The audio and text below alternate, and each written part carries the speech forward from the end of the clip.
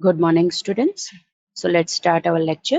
Within last lecture, we have discussed regarding the security issues, right, on which we have to focus if we want to develop a good website, good portal. After that, we have discussed forms authentication, and after that, we have completed two another topics, that is message box, MSG box, and after that we have also seen the difference between master page and user control, right? So these were the topics which we have already completed. Now within this lecture, first of all, we will discuss the difference between custom control and user control.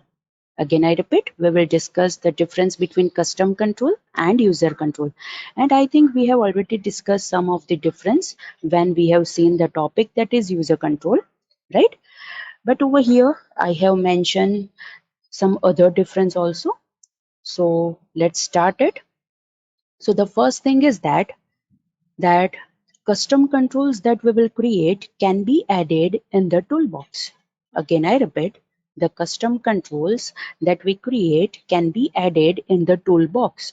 मतलब आप visual studio के अंदर जो toolbox देखते हो, right, कि जिसके अंदर आपके पास बहुत सारे वेब सर्वर कंट्रोल्स अवेलेबल होते हैं, वो टूल बॉक्स के अंदर अगर आप कस्टम कंट्रोल क्रिएट करते हो, I am not talking about web user control, अगर आप कस्टम कंट्रोल क्रिएट करते हो तो आप वो कंट्रोल को टूल बॉक्स के अंदर दूसरे कंट्रोल्स के साथ ऐड कर सकते हो, but that is not possible with user control. Again I repeat, that is not possible with user control. आप यूजर कंट्रोल को टूल बॉक्स के अंदर ऐड नहीं कर सकते, राइट? अगर आपको यूजर कंट्रोल मतलब क्रिएट किया हुआ देखना है, then it is available in Solution Explorer. Again I repeat, it is available in Solution Explorer.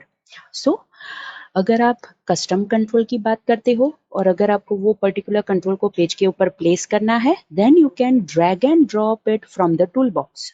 Again I repeat, you can drag and drop it from the tool box. लेकिन अगर आप user control की बात करते हो, solution explorer में से access करना पड़ेगा. अगेन आई रिपीट, अगर आप यूजर कंट्रोल की बात करते हो तो वो यूजर कंट्रोल को आपको सोल्यूशन एक्सप्लोरर में से प्लेस करना पड़ेगा, और वो भी आप डायरेक्टली नहीं कर सकते. जैसे हमने ऑलरेडी प्रैक्टिकल डेमोन्स्ट्रेशन में देखा था कि अगर हमें यूजर कंट्रोल को हमारे वेब पेज के ऊपर यूज करना है तो वहां पे हमें सोल्यूशन एक्सप्लोरर में जो यूजर कंट्रोल है उसे हमें पहले हमारे वेब पेज के ऊपर रजिस्टर करना पड़ेगा with the help of @register directive, and after that हम वो यूजर कंट्रोल को हमारे पेज के ऊपर दूसरे सारे वेब यूजर कंट्रोल के जैसे यूज कर सकते हैं, right? So that is the important thing, because custom control is the thing which we get from the toolbox, right? So इसीलिए हम दूसरे सारे वेब सर्वर कंट्रोल के जैसे उसे ड्रैग एंड ड्रॉप कर सकते हैं, but that is not the case with the user control.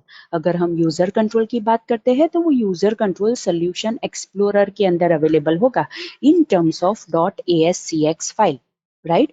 और अगर हमें वो यूज करना है तो उसे हमें हमारे पेज के ऊपर रजिस्टर करना पड़ेगा, right? Okay. Another important thing, अगर हम कस्टम कंट्रोल की बात करें, right, then there will be only a single copy of custom control which will work with all the applications. Again I repeat, अगर हम custom control की बात करें, then there will be only a single copy of custom control that will work with all the applications. Because हम क्या करते हैं, custom control को create करने के बाद हम वो custom control को tool box के अंदर ऐड कर देते हैं. सो अगर हम कोई कंट्रोल को टूल बॉक्स के अंदर ऐड करते हैं तो जब भी हम विजुअल स्टूडियो को एक्सेस करेंगे, उसके अंदर एप्लीकेशन क्रिएट करेंगे, तो वहां पे हमें वो कस्टम कंट्रोल टूल बॉक्स के अंदर अवेलेबल रहेगा. So there is no need to create separate copy of all the custom control, right? But if we talk about the user control, right, again I repeat, if we talk about the user control, so user control has to be created separately for all applications. Means अगर आप 5 applications के अंदर user control को use करना चाहते हो तो वो 5 एप्लीकेशंस के अंदर आपको 5 सेपरेट कॉपीज रखनी पड़ेगी of that user control, because that particular user control will be available in your application folder and not within the toolbox. Again, I repeat, that particular user control will be available in your application folder and not within the toolbox. That's why अगर हम user control की बात करें तो जितनी applications के अंदर हम उसे यूज करना चाहते हैं वो सारी एप्लीकेशंस के अंदर उसकी सेपरेट कॉपी रहेगी. But if we talk about the custom control, then there will be only a single copy of the custom control which will work with all the applications, right? Okay. Next, अगर हम static layout के related control को use करना चाहते हैं at that time user control is more suitable. Again I repeat, अगर हम static layout के रिलेटेड यूज करना चाहते हैं then at that time user control is more suitable. But अगर हम डायनामिक लेआउट क्रिएट करना चाहते हैं राइट, तो वहां पे custom control is the best option. Again I repeat, अगर हम डायनामिक लेआउट क्रिएट करना चाहते हैं देन वहां पे कस्टम कंट्रोल हम यूज कर सकते हैं, right? So that is another important thing we need to remember regarding user control and custom control.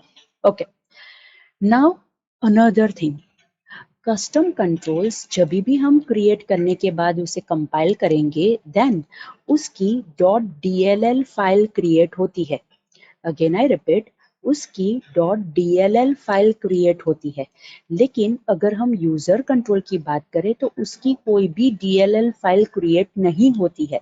और DLL का फुल फॉर्म आपको ऑलरेडी पता है, that is dynamic link library, right? Again I repeat, that is dynamic link library, right? मतलब वो एक library की तरह क्रिएट होता है, दैट इज कस्टम कंट्रोल. लेकिन यूजर कंट्रोल के साथ that is not the case, right? User control को हम as a dynamic link library के हिसाब से कंपाइल नहीं कर सकते. That's why it is the thing कि कस्टम कंट्रोल हम टूल बॉक्स के अंदर मैप कर सकते हैं लेकिन यूजर कंट्रोल को हम टूल बॉक्स के अंदर मैप नहीं कर सकते, right? Then if we talk about the extensions, तो वो तो अब आपको पता चल ही गया होगा कि यूजर कंट्रोल का एक्सटेंशन क्या होता है, that is .ascx.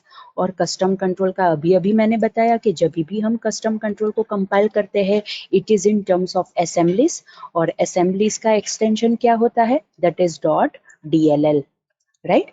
So that is another important difference regarding user control and custom control. Okay.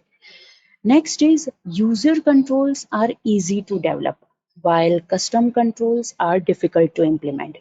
क्यों user controls are easy to develop? Because we know कि अगर हमें यूजर कंट्रोल को क्रिएट करना है राइट, तो हम कहाँ से क्रिएट कर सकते हैं?